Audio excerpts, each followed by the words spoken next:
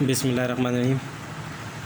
منتخب نصاب حصہ نمبر 2 کا درس نمبر 5 ہے، جس کا یہ دوسرا لیکچر ہے۔ پہلے لیکچر میں ہم نے قرآن کی آیات اور حدیث کی تلاوت کی تھی، اس کے علاوہ ہم لوگوں نے اس کے بارے میں 1.5 پیج پڑھ لیا تھا۔ اب اس دوسرے لیکچر میں ہم پیج نمبر 166 سے شروع کر رہے ہیں۔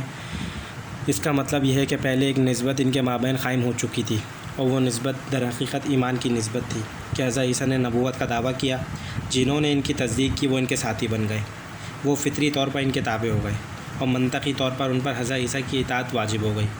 لیکن جب وہ مرحلہ آیا کہ جب محسوس ہوا کہ اب شدید کشمکش کا آغاز ہونے والا ہے، تو انہوں نے خاص طور پر ایک ندا لگائی، من انصاری اللہ، جس کا ایک مثبت جواب ان کے حواریوں نے دیا۔ بہرحال اس سے ہمیں یہ رہنمائی ملی کہ اس جدوجہد کے لیے کسی حیت اجتماعیہ کے وجود میں آنے کی صورت یہ ہے کہ کوئی داعی یہ صدا لگائے کہ لوگوں کو پکارے، اور جو لوگ اس کی اس پکار پر لبیک کہہ کر حاضر ہو جائیں وہ اس کے ساتھی اور اعوان و انصار ہوں گے۔ اسی جانب مزید رہنمائی کی ہمیں سورہ فتح کی آخری آیت سے ملی، جس کے بارے میں کئی بار گفتگو ہو چکی ہے کہ یہ اجتماعیت جب محمد رسول اللہ صلی اللہ علیہ وآلہ وسلم کے زمانے میں وجود میں آئی تو ذہن میں رکھیے کہ اس کے بھی 2 مرحلے ہیں۔ پہلا مرحلہ یہ ہے کہ جس نے بھی تصدیق کی حضرت محمد صلی اللہ علیہ وسلم کی نبوت اور رسالت کی، وہ فطری طور پر آپ صلی اللہ علیہ وسلم کا ساتھی بن گیا۔ کیسے ممکن تھا کہ حضور اکرم صلی اللہ علیہ وسلم حکم دیں اور وہ اسے تسلیم نہ کریں؟ یہ تو اس کا ایک منطقی نتیجہ ہے کہ ایک ایسی ازر منشمس بات ہے کہ جس کے لیے کسی اضافی قول و قرار اور کسی اضافی عہد و میثاق کی ضرورت نہیں ہے۔ البتہ جو حیت اجتماعیہ وجود میں آئی، اس کے اجزاء ترکیبی یہ ہیں: محمد رسول اللہ والذین معہ، یعنی محمد رسول اللہ صلی اللہ علیہ وسلم اللہ کے رسول ہیں، یا اللہ کے رسول محمد صلی اللہ علیہ وسلم۔ یہ میں بحث کر چکا ہوں کہ یہ دونوں نحوی ترکیبیں یعنی ممکن ہیں، لیکن یہاں اہم بات یہ ہے کہ والذین معہ، اور وہ لوگ جو ان کے ساتھ ہیں، یہ ہیں کہ جنہوں نے ان کی رفاقت و معیت اختیار کی ہے، جو ان پر ایمان لائے ہیں، ان کی تصدیق کی ہے، اور اب یہ مل کر جب ایک حیت اجتماعیہ کی شکل اختیار کرتے ہیں تو ان کے مابین ایک نسبت امیر اور مأمور کی بھی قائم ہوتی ہے۔ ایک نسبت تو بنیادی ہے رسول اور امتی کی، اس پر یہ اضافی نسبت ہے امیر اور مأمور کی۔ اس اضافی نسبت کو نمایاں کرنے والی چیز جو ہمیں قرآن و سنت اور سیرت رسول صلی اللہ علیہ وسلم سے ملتی ہے، اس کا عنوان بیعت ہے۔ اب اس بیعت کے سلسلے میں ہمیں سمجھنا ہے کہ اس کی اصل کیا ہے، جڑ و بنیاد کیا ہے، اس کا معنی و مفہوم کیا ہے، قرآن حکیم میں بیعت کا ذکر کہاں کہاں آیا ہے، اور بیعت کی کتنی انواع و اقسام ہیں۔ سیرت النبی صلی اللہ علیہ وسلم میں اس بیعت کا کس تجرید کے ساتھ ذکر ملتا ہے۔ میں کوشش کروں گا کہ سب باتیں ایک تجرید کے ساتھ مختصر ترین وقت میں آپ کے سامنے آ جائیں۔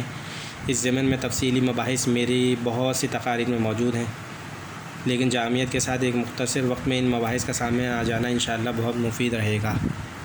بیعت کی حقیقت سورہ توبہ کی آیت نمبر 111 کی روشنی میں۔ اس بیعت کی اصل حقیقت پر جو آیت مبارکہ کی روشنی میں ڈالتی ہے وہ سورہ توبہ کی آیت نمبر 111 ہے۔ بیعت کے حروف اصلی با یا عین ہیں، جو بیع شرع کے معنی خرید و فروخت کے ہیں، اور یہ ذہن میں رکھیے کہ جب تک کرنسی وجود میں نہیں آئی تھی تو خرید و فروخت اصلاً مبادلہ اشیاء کا نام تھا۔ مبادلہ اشیاء میں یہ بھی کہا جا سکتا ہے کہ یہ چیز اس دوسری چیز کی قیمت ہے، اور برعکس بھی کہا جا سکتا ہے کہ نہیں، یہ دوسری چیز اس پہلی چیز کی قیمت ہے۔ دونوں ہی شے بھی ہیں، دونوں ہی قیمتیں بھی ہیں۔ البتہ عربی زبان میں بیع اور شرع کے 2 طرفہ الفاظ کا استعمال موجود ہے۔ اس اعتبار سے شرع کے معنی ہو جائیں گے بیچنا، جبکہ باب افتعال سے اشترا خریدنے کے معنی میں آئے گا۔ سورہ بقرہ میں ارشاد ہے وَمِنَ النَّاسِ مَن يَشْرِي نَفْسَهُ ابْتِغَاءَ مَرْضَاتِ اللَّهِ، آیت نمبر 207۔ لوگوں میں ایسے بھی ہیں جو بیچتے ہیں اپنی جانیں اللہ کی رضا کی تلاش میں۔ یہاں شرع یا اشتری بیچنے کے معنی میں آیا ہے۔ سورۃ توبہ میں اشترا باب افتعال خریدنے کے معنی میں استعمال ہوا۔ اسی طرح لفظ بیع غالب استعمال کے اعتبار سے فروخت کرنے کے مفہوم میں آتا ہے۔ بائیں بیچنے والے اور مشتری خریدار کے الفاظ ہمارے ہاں عام طور پر مستعمل ہیں۔ بائیں وہ ہیں جو بیچ رہا ہے، لیکن جب یہ بات تفاعل یا باب مفاعلہ میں آئے گی تو ان دونوں ابواب میں ایک خاصہ تو اضافی مبادلے کا پیدا ہو جاتا ہے، اور ان کا دوسرا خاصہ 2 فریقوں کے مابین کسی 2 طرفہ معاملے کا وجود میں آنا ہے، جیسے جہد سے مجاہدہ اور قتل سے مخالطہ ہے۔ اسی طرح باب مفاعلہ میں بیع سے مبایع ہوا۔ اب مبایع میں جب 2 فریق شریک ہو جائیں گے تو پھر وہی اشیاء کے مبادلے کی صورت بن جائیں گے۔ اور اس دور میں چونکہ کرنسی ایک علیحدہ شے معین ہو گئی ہے تو کرنسی سے کسی شے کا مبادلہ ہے۔ بہرحال قرآن مجید میں یہ بے کا لفظ تو کثرت سے آیا ہے، لیکن سورہ بقرہ میں باب تفاعل سے تبایاتم بھی آیا ہے، اور یہاں آپ دیکھیں گے کہ مبایا باب مفاعلہ سے بھی وارد ہوا ہے، تو در حقیقت مبادلہ ہے جس کے لیے ہماری زبان میں سادہ ترین الفاظ لین دین ہے۔ یہ پیج نمبر 168 کا آدھا ہم نے اس دوسرے لیکچر میں سمجھا ہے۔ اب تیسرے لیکچر میں 168 کے آخری پیراگراف کا مطالعہ کریں گے اور بات کو آگے بڑھائیں گے۔